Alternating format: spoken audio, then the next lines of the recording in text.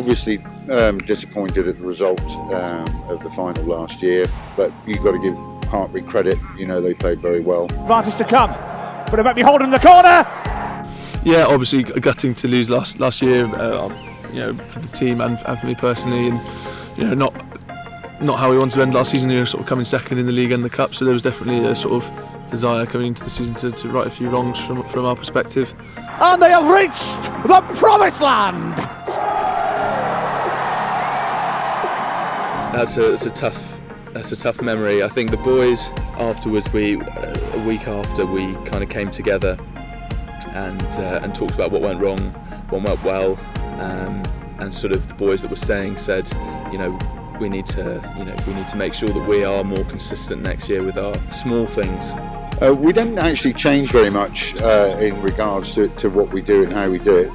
The key thing is that we've got to get better at what we do, and making sure that our basics are spot on, and our energy and our execution of game plans is where it should be. You know, it's the nature of university sport. There's new boys coming through the ranks, some boys have graduated, and there's some big shoes to fill. And I think everyone this year, you know, with 30-man squad effort, did that. And I don't think we sort of changed anything. We just sort of tweaked small things, but largely stuck to what we do well.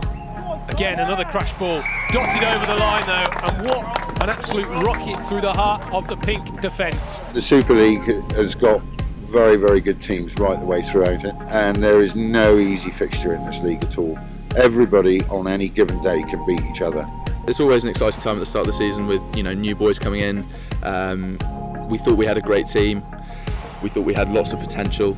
We started strongly against Trent, I seem to remember, you know, against a good Trent side, and then had a couple of bizarre games against Northumbria and Hartbury, I think it was, when we won in very close games.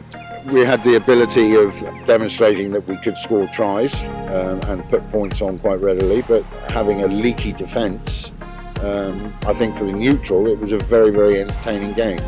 It just goes to show that you switch off for 1 second in a game of Super Rugby and you'll be punished. Storming towards the line, this will be the first try for Durham. Yeah, I think you have to be consistent to win the league. The nature of the beast, you have to play everyone home and away, and you have to win week in, week out. And then even if you're not winning, picking up bonus points, and you know, and that's how you win the league. And I think that is testament to this team. I've got to give the guys a lot of credit. We played a lot of players as well.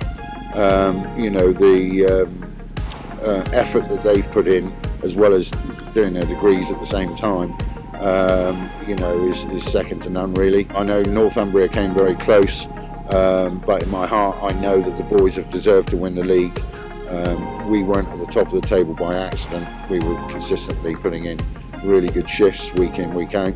Exeter, the visiting side here, they go 3 from 3. Yeah, Sandy Park's brilliant. I mean, I think it's been going on 6-7 years, longer than I've been here.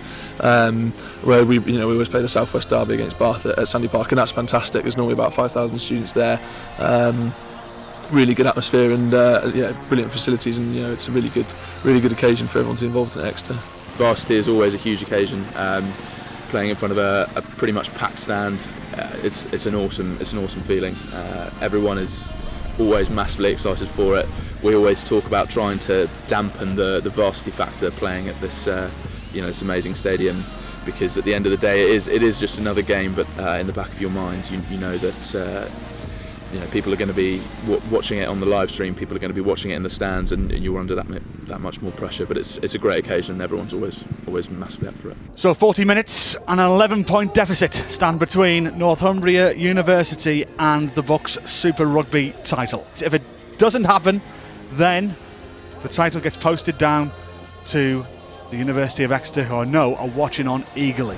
Watching the game, I think most of us had resigned ourselves to the fact that Northumbria were probably going to win, and the group chat started pinging off at around half time that it was really, really close, and you know, it could have gone either way, and luckily for us, Leeds pulled it out the bag, and we all then went off and went to the pub and had a sort of impromptu celebration. A little bit heart and mouth situation. So the moment that whistle blew, everything kicked off. Exeter, start cheering right now, because you are the BUCS Super Rugby champions for 2017-18. We've been the top rugby institution in the country for 5 years now.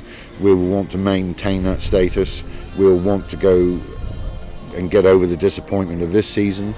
The guys will want to win the league. They will want to get to Twickenham. But it's how hard is that group prepared to work. Every other team in the league will have the same goal, and which just bodes extremely well for a very exciting league of Super Rugby.